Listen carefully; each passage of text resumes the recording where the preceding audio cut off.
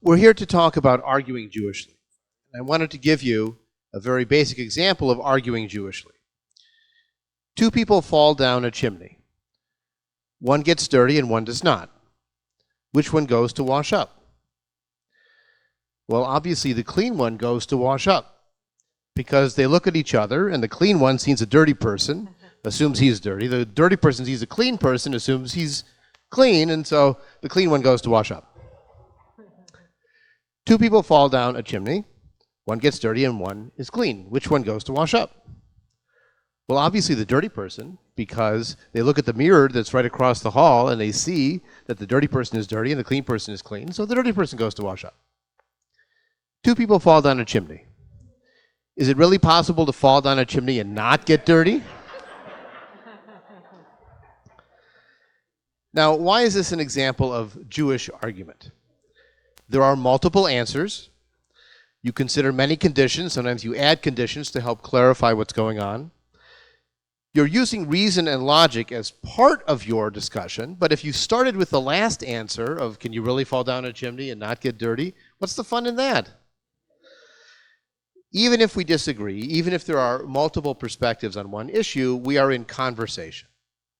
And so this morning, I'm very pleased to welcome to speak about this question of arguing Jewishly from Kvetch to community, three of the leaders in our movement: Rabbi Susan Averbach from San Francisco, Rabbi Jody Kornfeld from Beth Chaverim Humanistic Jewish Community in suburban Chicago, and Rabbi Denise Handlarski from Secular Synagogue everywhere the internet reaches, although she lives in Toronto. And so with that, I'll turn it over to our panelists. Oh, and for anyone who's online watching, if you type a question or comment in the chat, I'll work it into the conversation as we go through the program.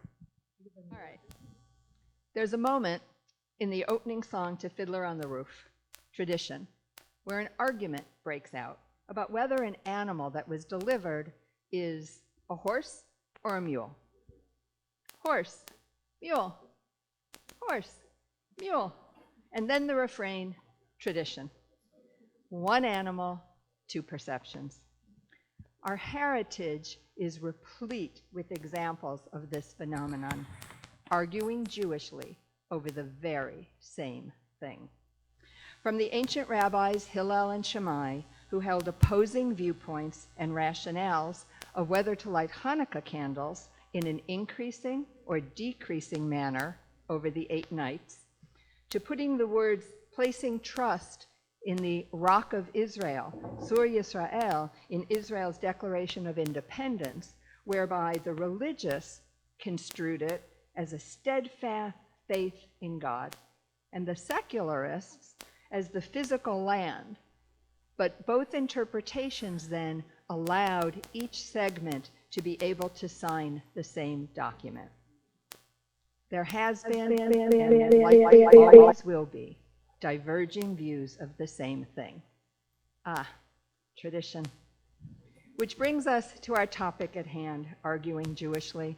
Now, for my part, I will share with you competing views of a single text, though even that text appears twice in the Torah. First slide, please. The second commandment, oh good, it's the right one. The second commandment appears in 2 iterations. Exodus 20, verses 3 through 5, and Deuteronomy chapter 5, verses 7 through 9. Now, for all practical purposes, they are the same, yet the biblical writer chose to include it twice.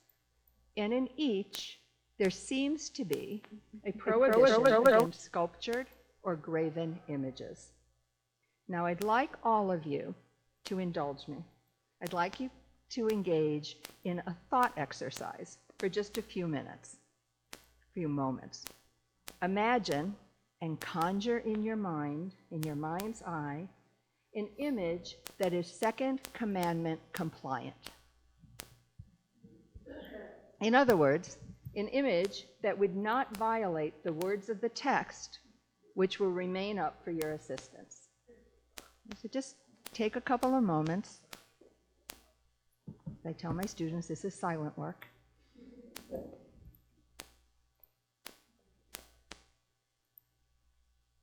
Now please raise your hand if the image that you had in mind depicts people.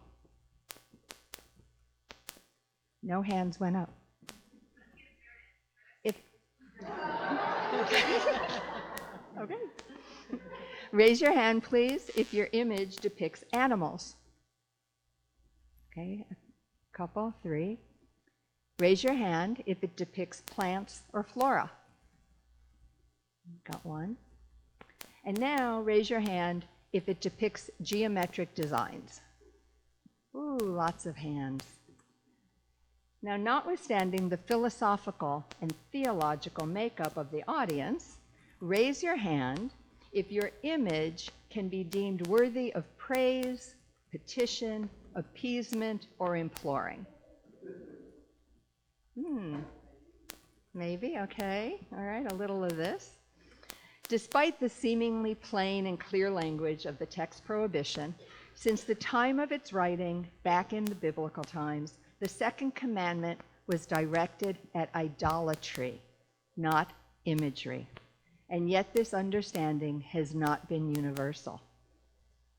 And I think that our little survey and thought exercise proves that point.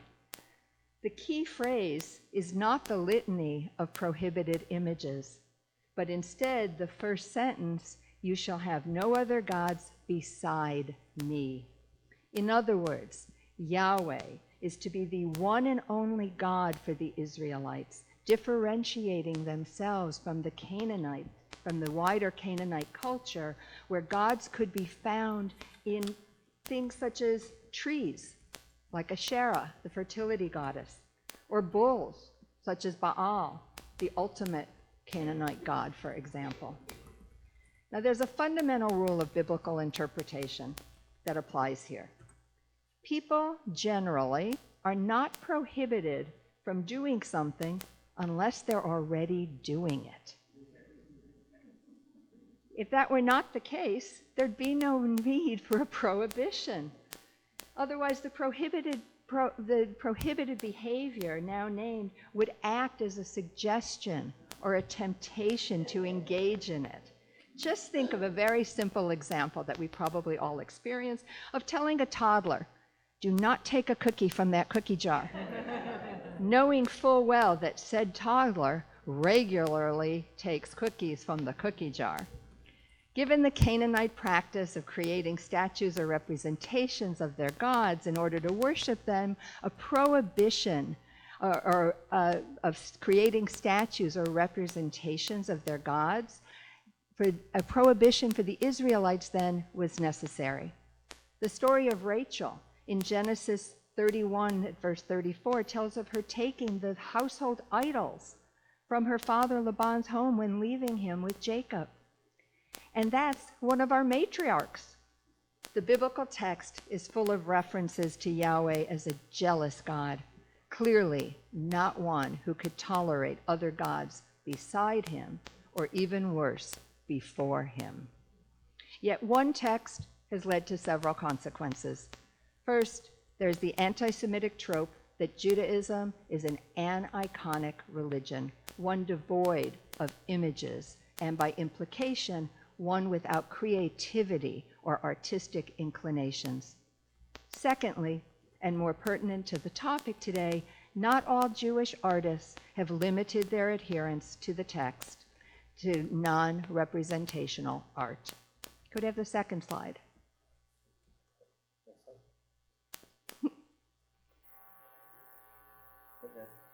Okay. Oop. It's a little. Nope, that's the third one. Back, yeah, okay. Moritz Oppenheim, it's a little cropped, but you'll bear with me. Moritz Oppenheim was a German Jew who lived from 1800 to 1882. He was both religiously observant with an Orthodox upbringing and a celebrated artist. He is considered the first modern Jewish artist. Oppenheim painted in a style of realism, a genre painting which sought to accurately portray every detail of a subject in his work. He created a series of 19 paintings called Scenes from Traditional Jewish Life in an effort to preserve the Jewish life that he knew and lived. This painting, The Wedding, There are no less than 20 people, including both men and women.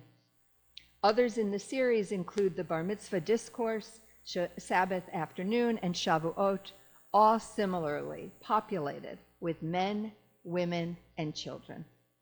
As an observant Jew, Oppenheim undoubtedly was well versed with the second commandment, but it did not interfere with his creations. Now, if we could have the last slide.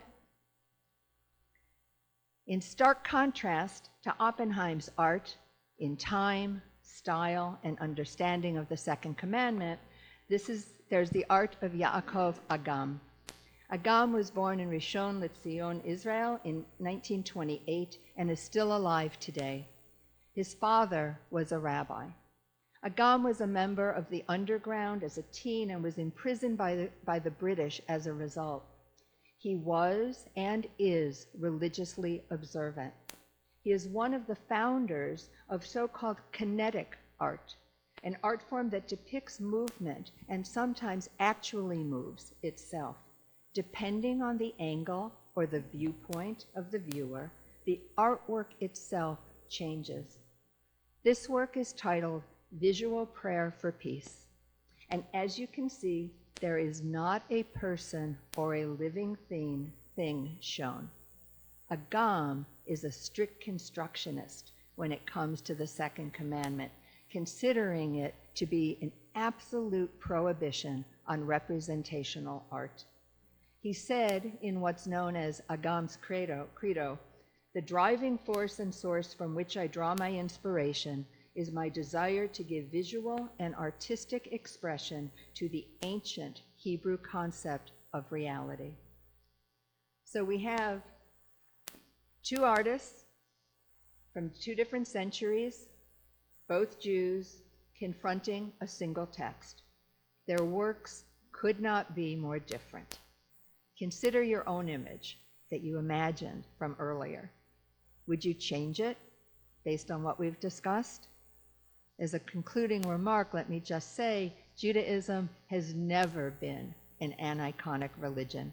It has had representational art since the beginning, even if not every Jew would agree. Since our topic is about civil discourse, I'm going to start with an uncivil conversation. It's a conversation we're likely to have heard, either in person or on social media. This is between Jess and Allie. Jess, you can't live a moral life without God.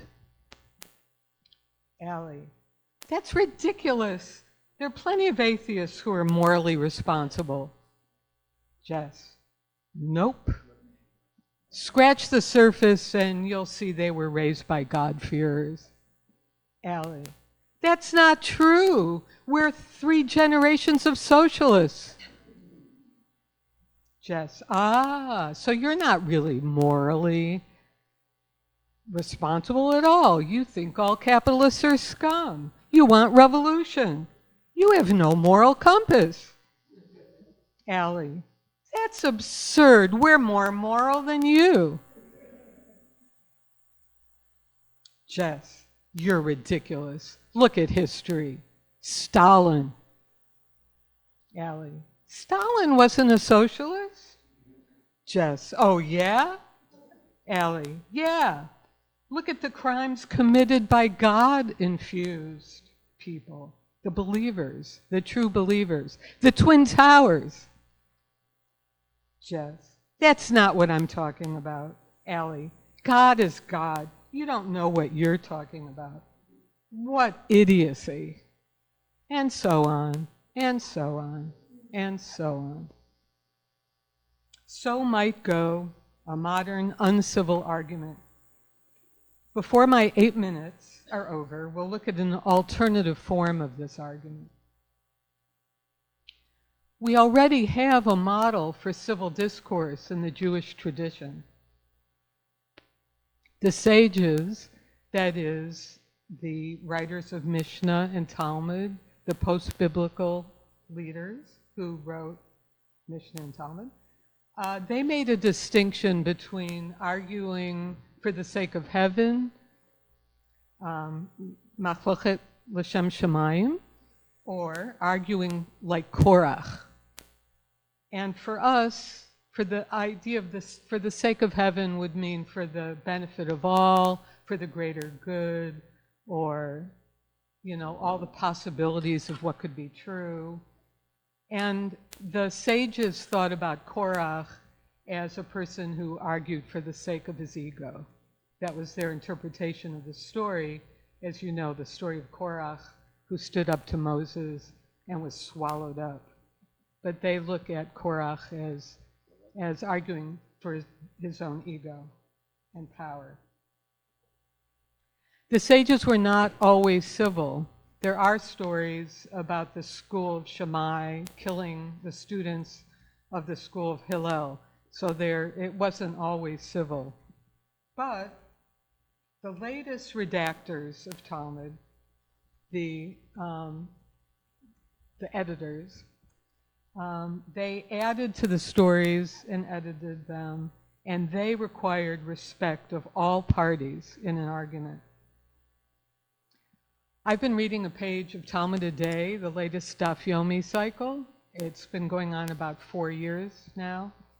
And one day, about just a few weeks ago, one of the sages called the other a fool. And it really leapt out of the page because in 4 years, I had not heard anything like that. And within 2 lines, the beam of the study house falls down. Because clearly they added that in. That was not okay to call each other fools. All due to the lack of respect between these 2 scholars, the beam comes down. You can find clear messages in Talmud regarding how to treat each other during arguments. Here are a couple examples. Anyone who humiliates another in public, it is as though they were spilling blood. That's from Bava Metzia 58b. And it is more comfortable for a person to cast himself into a fiery furnace than to humiliate another in public.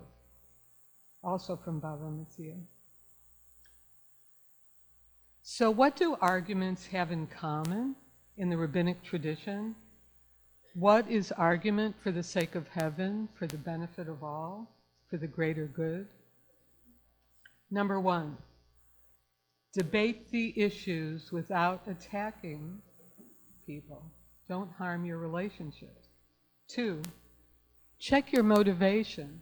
Are you arguing to prove you're right? 3, listen to the other side and be open to admitting that you might be wrong. 4, consider that you may be both right despite holding opposite positions. That's a hard one for us, I think. So what did our friends Jess and Allie do? What rules did they break from the rabbinic tradition? First, they attacked each other. Second, they just want to win their argument. Third, they weren't listening to each other, and neither want to admit that they might be wrong. Are they both right? Maybe, maybe not. That's okay. So here is how the conversation might have gone.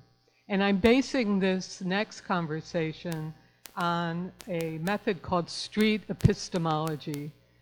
Ask me about that later. But you'll see an example of it. It fits well, this method, with the requirement that we respect each other when we have discussions. They even go a step farther and encourage a person who makes a claim to think through their own process of thought that brought them to make the claim in the first place, and even possibly change their own mind. Jess and Allie, take 2. Jess, you can't live a moral life without God. Allie, interesting. You think that a person cannot do the right thing if they don't believe in God. Is that what you're saying? Jess. Yes, that's what I'm saying. Allie, interesting. So on a scale of 1 to 10, where 10 is your absolute certainty, what number would you rank your claim? Jess. I'd probably give it an 8. Allie. An 8. Why not a 10? Jess. Well, I have known some pretty kind and righteous people who were atheists. And I know some very religious people who are pretty mean-spirited and not very generous. Callie, any other thoughts that come to mind about that? Jess, I'll think about this. Thank you. So what is the change in orientation shown by the second way of having this argument? First, it's not really an argument. It's a mutual exploration of a claim with two people who show respect to each other and who are looking for the truth. As unreachable as it may be, it's a start. So to have that kind of discussion requires what I'm calling the 3 C's. Composure, compassion, curiosity. Composure, not being reactive. We know people push our buttons, but keeping our composure in the discussion is really important. Compassion, really caring about the person you're talking with. And curiosity, genuinely wanting to hear another point of view. If you respect someone, you're going to be curious about what process led them to their claim. Yehuda Amichai intuitively favored this approach in his poem, The Place Where We Are Right. And I'd like to end with that poem. From the place where we are right, flowers will never grow in the spring. The place where we are right is hard and trampled like a yard. But doubts and loves dig up the world like a mole, a plow, and a whisper will be heard in the place where the ruined house once stood. Thank you.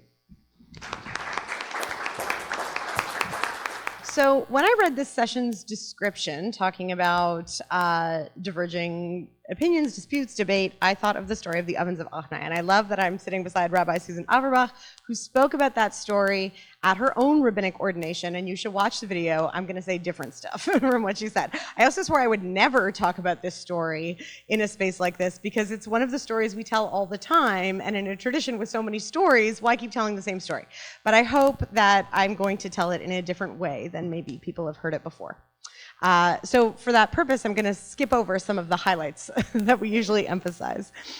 First of all, just to say, the story of the ovens of Achnai comes from Talmud. So this conversation really, I think, refers to the fact that we have this codified book of arguments that have continued for centuries and across the world. So this tradition of debate and arguing is very central to what we do. So the story itself focuses on whether this particular oven is halachically pure, is pure according to Jewish law. And Rabbi Eliezer says yes, and the other rabbis say no. So here I'm going fast over the main parts of the story, which you can look up or look at the video if you want to hear this story told properly the way we usually tell it. But essentially, Rabbi Eliezer says, I'm for sure right, and if I'm right, the carob tree will prove it, and the carob tree leaps. And then if I'm right, then the river will prove it, and the river flows backwards. And if I'm right, the walls will show us, and the walls start to move. Now, this is the part of the story that, one part that I think is interesting. Rabbi Joshua tells the walls, don't move. This is a debate between people. This is not for you to intervene. So there's this sort of idea of the sanctity of the debate itself that I think is really important. And the walls respect Rabbi Joshua and don't continue to move, but neither do they go back to how they were, so they remain slanted. Let's think about that slant. Okay. Hold that thought. I will tell you the punchline of the story we tend to emphasize here, which is the rabbis essentially say, none of this matters, your signs and wonders are irrelevant, the halakha, the Jewish law, is ours to decide. And the line is, it is not in the heavens. And then the kind of end of that is that the God character in the story says, my children have defeated me. So we hold this up as a story where it's like, see, we have the ultimate authority. But I think typically when we tell the story, we ascribe too much power to that fictional God in the story. Obviously, there's no defeating of anyone that has been here. We've always had the authority. What I'm interested in is the slant. Everybody's got a slant. I worry that in our current moment, such a fraught and difficult moment. Okay, also I'm aware you've been sitting a long time. So if you need to stand up, take a breath, be in your body. We're gonna go into some hard territory here, okay? In our current fraught and difficult moment, people are ascribing too much power to the God character. Last night we learned so beautifully from Rabbi Claire Bergen about the concept of the promised land and how we need to go beyond biblical and God-based understandings of the promises we make and claim. Thank you for your teaching. I believe that in this moment, we need to learn to live in houses with slanted walls. Think of the mezuzah we put on a home. Many of us have mezuzah on our own homes, but we've changed the words that we put inside. Many of us, though, keep the tradition of slanting it. And the slant is because, similarly to the other story, the rabbis couldn't agree which way it should hang, so we split the difference and we slant. The slant points the way for us. It leads us in. It leans us in. The slanted walls in the story remind us that no matter who is right, even if one side might be or could be fully right, both sides, all sides, must be respected. In the story of the ovens of Achnai, Eliezer is upheld as a hero in our movement because, in addition to all the stuff I already said, he gets excommunicated for speaking his truth. And even though he was right, he is kicked out. And many of us here have felt a similar sting of exclusion from community for our beliefs. The story says it is not only Eliezer who's harmed. His excommunication ends up causing harm to the community itself. His pain reverberates back on the community. The story says that 1/3 of the crops were destroyed, and it might have been all the crops had his excommunication not been respectfully done. Isn't this exactly so when we excommunicate or cancel each other? I have said for years that the tragedy of shunning all those intermarried couples and families from communal spaces for decades, the tragedy isn't just for those families themselves. It cost Jewish community all the richness and beauty that can come from diversity. Even if we are shunned respectfully, there's no real way to leave people out of community without causing great harm to them and the community itself. There's more to the story of the ovens of Achnai. Rabbi Gamliel, the main one who excommunicates Rabbi Eliezer, has a sister. Hands up if you've heard of this sister. So you've heard the story a lot of times, and I feel like one person raised their hand. Okay. I just want to say two things. One, I believe that part of the tradition of debate and argument is first learning. So I know the story from rabbis who have taught me, and I think that we need to argue from a place of understanding and knowledge and learning. The second thing is that in our tradition of arguing, there are certain voices that have been left out entirely, and we don't get to hear what their arguments may have been. So this is one such example. Rabbi Eliezer has a sister named Ima Shalom. She is one of few women actually named in the Talmud. The word mother is in her name. And the word peace is in her name. Scholars believe she is a composite character, standing in for many women that the rabbis might have known and wanted to refer to. I want to ask, what if the words of mothers and peacemakers were more central in this story and in our tradition? Ima Shalom is part of the story we almost never hear, even in our progressive movement. And there's a twist. She is the sister of Rabbi Gamliel, and she's married to Rabbi Eliezer. So this poor woman is now caught in a feud between her brother and her husband. And this should feel familiar. Many of us, many of our families right now are mired in terrible fighting.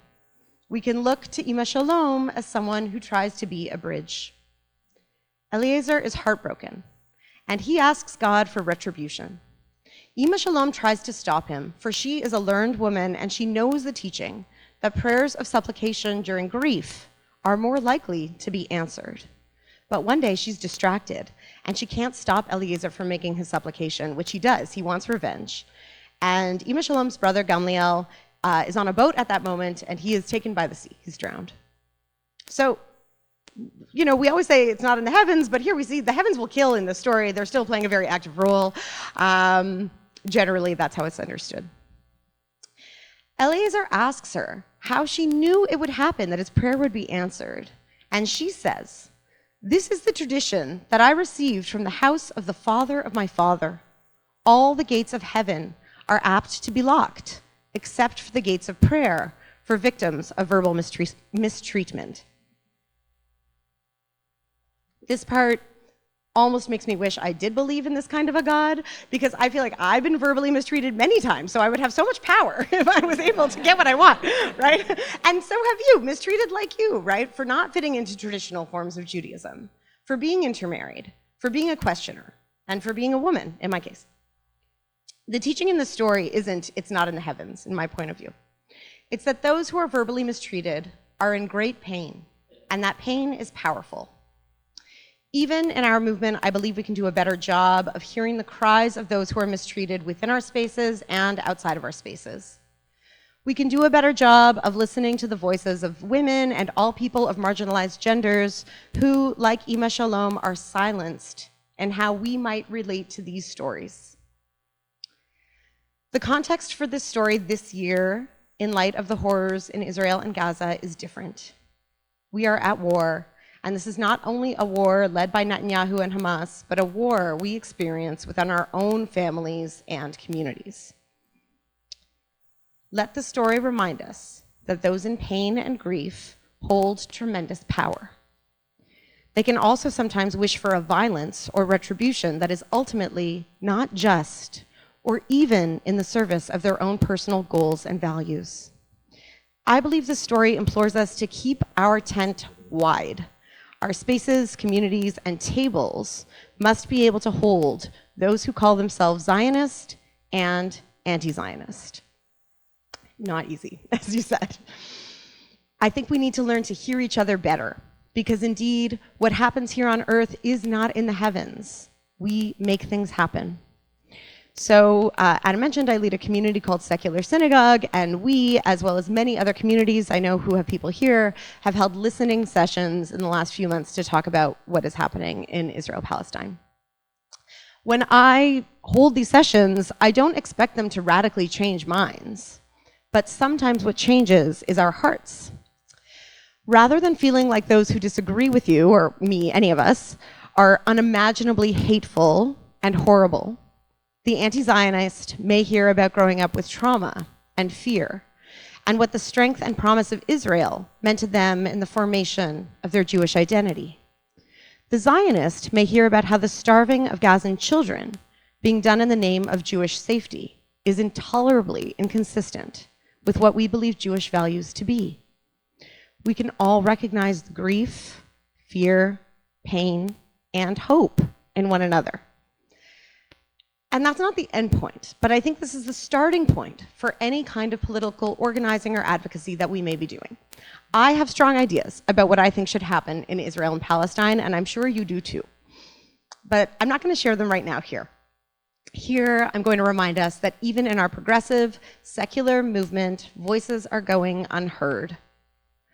Let's listen to the pain in each other, and let's find a way to keep everyone in our big tent to be able to stay in that tent and lean like those walls into hard conversations.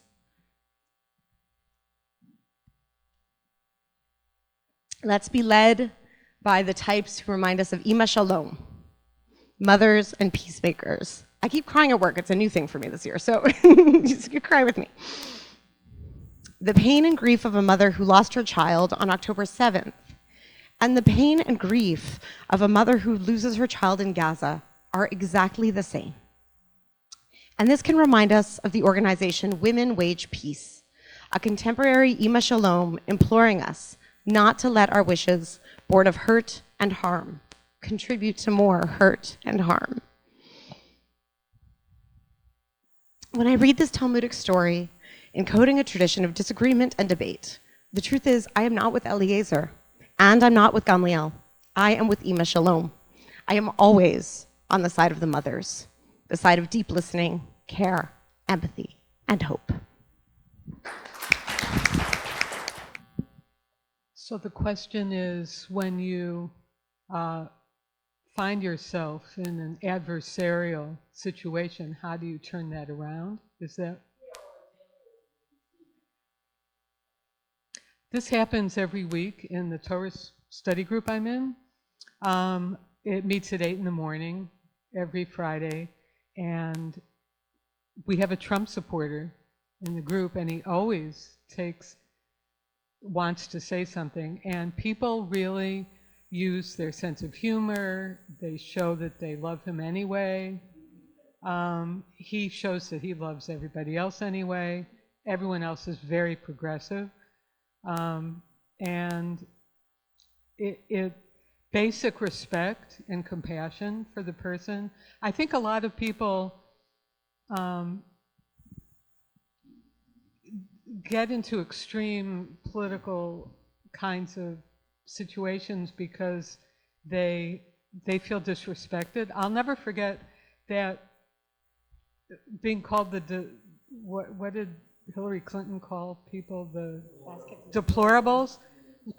I mean, that could have cost the election, and that attitude, and a lot of the I think a lot of the polarization that goes on in America has to do with people feeling that they're not respected, you know. And I went a couple of years ago. We went to Texas for a vacation, and you know, we would take these tours, and everybody had a different point of view, and we all respected each other and had conversations, and it's very difficult to do, but it's really important. I just want to add, I really like the line, help me understand. Help me understand why you believe that. Help me understand why you would feel that way, is a nice sometimes lead-in to those things. I have the question is, how do we teach how to have these conversations in a civil way? And I'm going to really push street epistemology. It's a course that you can take online, and there are a lot of YouTube examples of people being interviewed in that method of street epistemology, and it's very practical, and it actually gives you tools for helping a person to understand their own process of how they came to the claim that they're making. So I would recommend that. I also would recommend Living Room Conversations. It's a group that gets people together that have different points of view politically, and they help set up a safe space to hear each other, and they set it up very well. I've done that a couple of times. You can do it online. It used to be in person, and then COVID, and now it's mostly online. So those are two ideas I have. So if your point is, how are we teaching our children these sorts of messages? I think one way is that we shut down the name calling immediately. We call it for what it is. We say that in Sunday school, of all places, that is inappropriate behavior, and we do it in that moment. Now, we've all had the contrarian in our classes, right? The one who's the disruptor or whatever, and so we don't want to reward that behavior, but I think the other kids who are not the disruptors need to feel supported. They're there to learn. And so being able to say, we can disagree with one another, but it cannot go to that next step where you call someone stupid. And so we are modeling, but also naming it in real time, not afterwards because we have to call a parent, right? Not even calling the parent. It may be enough for the community of learners in a classroom that we say, that's not okay, this is how we behave here.